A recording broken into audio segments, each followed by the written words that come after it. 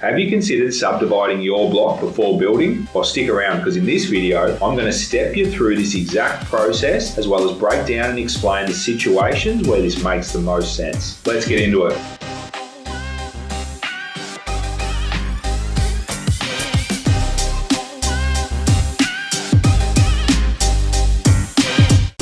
Hey guys, Peter Kelly here from Little Fish Property Developments. We help everyday landowners just like you maximise the value of their land through low-risk development projects. On this channel, we share everything you need to deliver successful projects time and time again. So if you're new around here, make sure you hit the subscribe button and turn the bell notifications on so you don't miss a thing. When undertaking a multi-townhouse development project, such as a dual occupancy, subdividing your block before building would be considered less common. Not to say that it never happens, but it's definitely a less common way to go about it. A strategy like this is employed because it gives the landowner the ability to sell one or both of the lots without having to fund the build. We've leveraged this exact strategy a handful of times over our journey when our clients have been short on funds. It is important to note that you do have to give up some of the profits, given the big profits are when you can build and subdivide and run the whole course right through to selling the townhouses. But if you have no other finance options, then this strategy makes every bit of sense. Essentially, we're subdividing the land first, facilitating the sale of one of the lots of land, and our client has then taken the funds from the sale of the first lot to then fund their build. Typically, you would undertake your plan of subdivision whilst you are building. This is the preferred and easiest way. But if the plan is to subdivide your block before building, then the order in which you execute your project will change. Essentially, those tasks that you would have completed in parallel with the build, you need to bring forward and get them completed prior to the build commencing. You will still need to get your site surveyed, complete the drawings and achieve your town planning permit and endorse drawings as you normally would. It's when you get to the plan of subdivision and its relevant conditions where things take a different direction. That brings us to the conditions. It's these conditions that you would normally start working through in parallel with the build. But in this strategy, each of these conditions will be required to be completed prior to the build. Your goal is to achieve subdivision approval so that one or multiple of the lots can be sold off independently as land. All subdivisions are going to have different requirements and conditions relative only to the specific site. Some of these conditions might include power pits, water approval, NBN and telecommunication infrastructure, and demolition. You'll need to complete the demolition of the existing dwelling because council won't give you statement of compliance if there is a house still sitting on your proposed boundary. Then you've got the 173 agreement. This is essentially an agreement between council and the landowner that what has been approved as part of the planning permit will in fact be carried out by the landowners. This will appear on the title, so any current or incoming owner is aware of the agreement and relevant restrictions. Once you've completed all of the required conditions, you will get your statement of compliance, which you can then use to lodge into the titles office and get your registered titles for your new subdivision. Once you have the new title, the lots can be sold and settled individually. This is where we had clients doing a dual occupancy project and selling one of the lots to fund the build of the other. As simple as all this may sound, it can be complicated and tricky when it comes to building the approved dwellings. Ideally, you want to sell the first lot to someone happy to undertake their part of the build in parallel with yours. Given dual occupancy projects generally have a shared wall somewhere in the development, building together makes the most sense from both a practical and financial standpoint. This kind of strategy isn't the way I would typically suggest you would run a townhouse development project such as a dual occupancy. There are many ways to approach a project that are client and project specific. This particular way can help landowners with lots suited to doing a dual occupancy project that may not have access to the required funds. This gets them in the game. Yes, there is greater potential to make more money if you can afford to fund the build of the dwellings yourself, but ultimately you need to get on the merry-go-round wherever you can. All projects are different and should be treated as such. Just because something works on one project at a particular moment in time doesn't mean it will work on another at a different time. I can't stress enough how important it is to make sure you do your own research on your project. My goal, as always, is to get you heading in the right direction and get the thoughts flowing. That's a wrap, guys. If you have any questions, please drop them in the comments box below. And of course, don't forget to subscribe if you haven't already. I'm Peter Kelly. Thanks for watching, and until next time, happy developing.